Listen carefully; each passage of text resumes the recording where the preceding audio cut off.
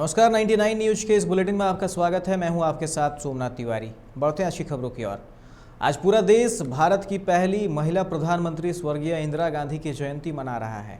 ऐसे मौके पर भी जिला कांग्रेस अपनी महान नेता को भूल गए। यह तस्वीर झरिया के इंदिरा चौक की है, जो पिछले कई वर्षों से क्षतिग्रस्त है, लेकिन किसी ने भी इस प्रतिमा को ठीक कराने के बारे में नहीं सोचा। जबकि झरिया की विधायक पूर्णिमा नीरज सिंह भी कांग्रेस पार्टी से ही हैं। ऐसे में कांग्रेस की तत्परता साफ दिखती है। हद तो यह है कि कांग्रेसियों ने इंदिरा जी की क्षतिग्रस्त प्रतिमा पर ही माल्यार्पण कर उनकी जयंती मनाई। हालांकि वहां विधायक तो नजर नहीं आई, पर इंदिरा जी की क्षतिग्रस्त प्रतिमा के बारे में पूछे जाने पर कांग्रेस के जिला अध्यक्ष ब्रजेंद्र सिंह ने क्या कहा, आप भी सुनिए।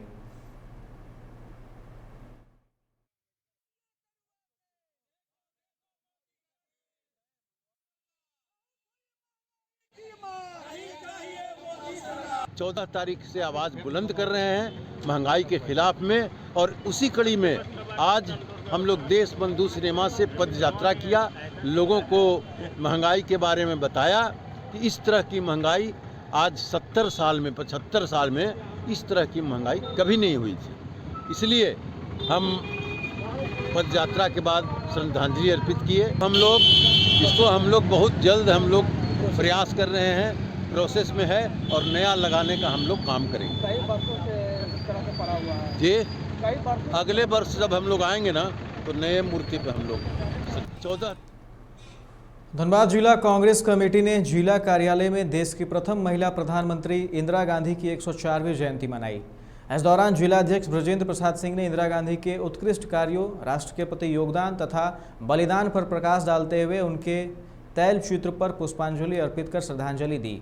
जिलाध्यक्ष ब्रजेंद्र प्रसाद सिंह ने बताया कि देश के सबसे सशक्त व मजबूत, शक्तिशाली, सफल एवं कुशल नेतृत्व करने वाली आयरन लेडी पूर्व प्रधानमंत्री श्रीमती इंदिरा गांधी ने देश की एकता, अखंडता एवं संप्रदाय बनाए रखने के लिए अपने जान तक की कुर्बानी दे दी।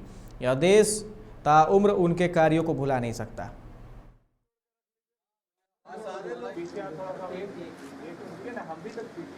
इंदिरा गांधी जी की जयंती समारोह मनाई जा रही है और पूरे देश में ये जयंती मनाई जा रही है।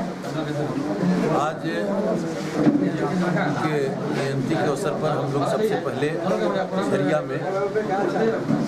झरिया में पद यात्रा किए और उसके बाद वहाँ उनके आदमकद प्रतिमा पे हम लोगों ने श्रद्धांजलि अर्पित की। उसके बाद अभी हम लोग धनबाद जिला कांग्रेस कमेटी की ओर से हम लोग इंदिरा गांधी जी को श्रद्धांजलि अर्पित की है। महंगाई के विरोध में जन जागरण अभियान पूरे देश में चलाया जाएगा, और उसी क्रम में आप देख रहे हैं कि 14 तारीख से धनबाद जिला कांग्रेस कमेटी जिला में, प्रखंड में, नगर में, कस्बों में, हर जगह जन जागरण अभियान के तहत महंगाई के विरोध में हम लोग धरना, प्रदर्शन, पद यात्रा, प्रभात फेरी कर रहे हैं। लेकिन आज मोदी जी ने सुबह में राष्ट्र के नाम एक संदेश प्रसारित किए हैं। जो किसान 11 महीनों से आंदोलनरत थे और आंदोलन कर रहे थे, तीनों काला कानून को वापस लेने के लिए धरना दे रहे हैं 11 महीने से, और देश की जनता भी उनको सपोर्ट कर रही है। आज कार्तिक पूर्णिमा है। इसे लेकर दामोदर नदी के मोहलबनी घाट पर हजारों की संख्या में श्रद्धालुओं ने आस्था की डुबकी लगाई और पूजा अर्चना कर दान पुण्य किया। हिंदू धर्म के अनुसार पूरे वर्ष में कार्तिक माह का काफ़ी महत्व होता है। इस दिन नदियों में स्नान कर पूजा अर्चना और दान पुण्य का विशेष महत्व है। इससे घर परिवार में सुख शांति बनी रहती है। इसी को लेकर आज भौरा स्थित दामोदर नदी मोहनबनी घाट पर हजारों की संख्या में श्रद्धालु पहुँच रहे हैं।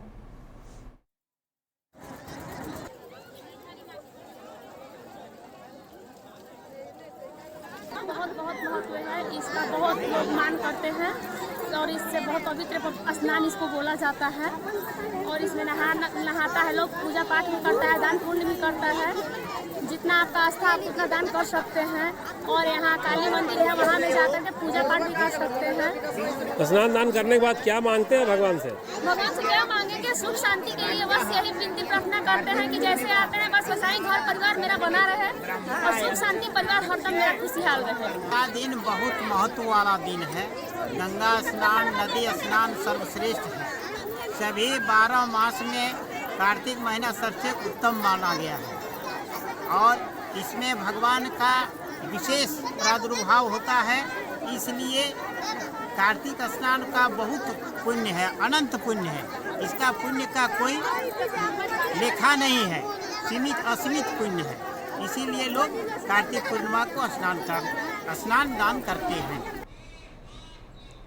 आसनसोल दुर्गापुर विकास परिषद ने रानीगंज के 3 इलाकों में हाई माउस्ट लाइट लगाई है ताकि राहगीरों को रात में किसी प्रकार की परेशानी न हो। यह लाइट रानीगंज बाजार, हटिया, अंजुमन स्कूल और रोनाई मजार शरीफ के इलाके में लगाई गई है।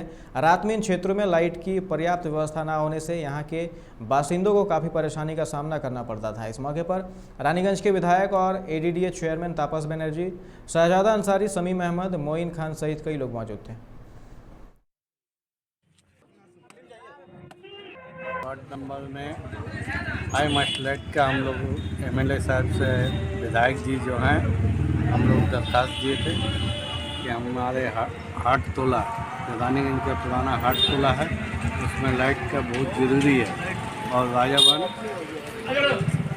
में यहाँ गर्ल्स हॉस्टल और स्कूल बन रहे। एमएलए साहब ने वादा किया था, उसने अपना वादा को पूरा किया। आज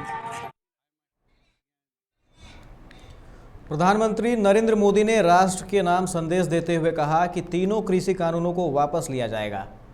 कृषि में सुधार के लिए 3 कानून लाए गए थे ताकि छोटे किसानों को और ताकत मिले। सालों से ये मांग देश के किसान और विशेषज्ञ अर्थशास्त्री मांग कर रहे थे।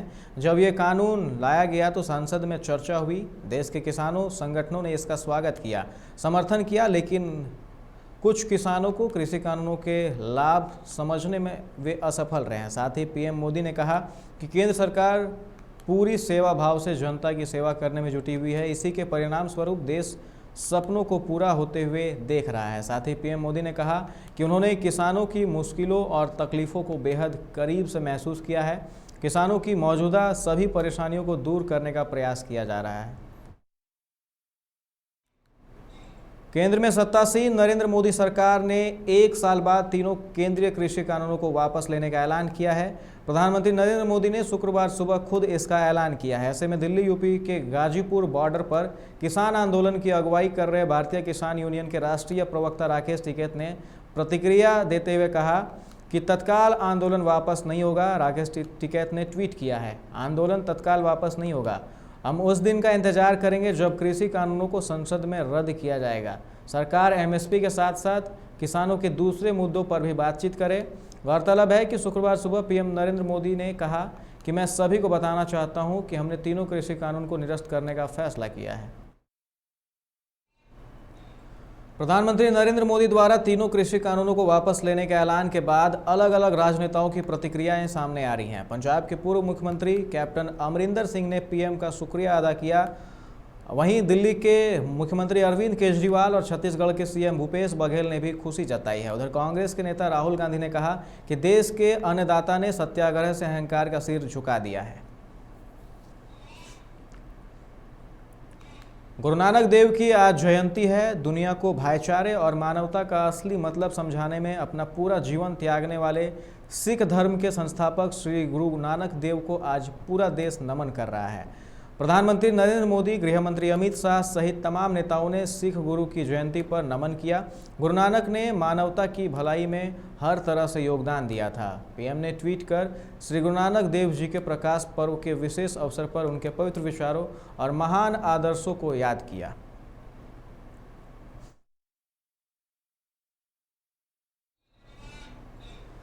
केंद्र सरकार के 3 कृषि कानूनों को वापस लेने के पीएम की घोषणा पर सियासत तेज हो गई है। बिहार में सत्ता पक्ष से लेकर विपक्ष के लोग इस पर प्रतिक्रियाएं दे रहे हैं। सीएम नीतीश कुमार ने कहा कि यह प्रधानमंत्री जी का निर्णय है, इस पर कोई कमेंट नहीं किया जाएगा।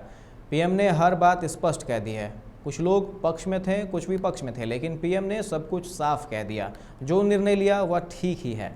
इधर बिहार सरकार के कृषि मंत्री अमरेंद्र प्रताप सिंह ने कहा कि केंद्र की ओर से लाए गए तीनों कानून किसानों के व्यापक हित में थे। बिहार के किसान इन कानूनों से काफ़ी खुश थे। केंद्र सरकार ने भले इसे वापस लिया है, लेकिन इसका संकेत भी है कि आगे समग्रता से इस पर विचार होगा। पीएम मोदी के तीनों कानून वापस लिए जाने की घोषणा के संदर्भ में कृषि मंत्री बोल रहे थे।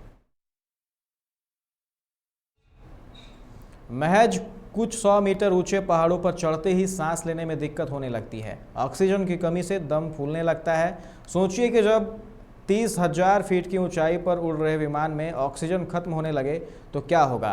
गुजरात की राजधानी अहमदाबाद से बिहार की राजधानी पटना के लिए बुधवार को फ्लाइट पकड़ने वाले 170 लोगों ने इस खौफ को अनुभव किया, वह भी कई मिनट तक। यह तो बेहतर रहा कि विमान के क्रू मेंबर्स ने तत्काल फैसला लिया। एयरपोर्ट कंट्रोल अथॉरिटी से उनको सपोर्ट मिला और फ्लाइट की निर्धारित समय से करीब 15 मिनट पहले ही पटना एयरपोर्ट पर लैंड करा लिया गया। इसके बाद सभी की जान में जान आई।